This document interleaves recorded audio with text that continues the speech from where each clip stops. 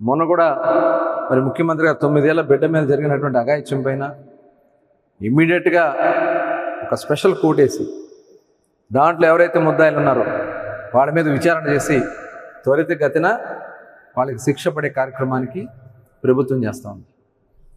ఇట్లా అనేక సంఘటనలు, శ్రీకాకుళంలో జరిగినటువంటి సంఘటన, ఇలాంటివన్నీ కూడా చాలా తీవ్రంగా తీసుకుంటున్నాం. ఆడబిడ్డల మీద అఘాయిత్యాలు కానీ ఇలాంటి ఇప్పుడు పోలీసు వ్యవస్థ మీరు నాశనం చేశారు. మొత్తం కూడా ప్రక్షాళన చేసుకుంటూ తీసుకొస్తా ఉన్నాం. అధికారులని, నీతి నిజాయితీ ఉన్న అధికారులను పెడతా ఉన్నాం.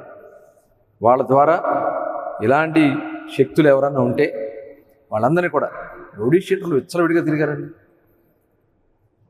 వాళ్ళు దాడులు చేసి ఎదురు కేసులు పెట్టించారండి మా అందరి మీద, చాలామంది అమాయకుల మీద పెట్టించారు. ఇవన్నీ కూడా మేము గమనిస్తున్నాం.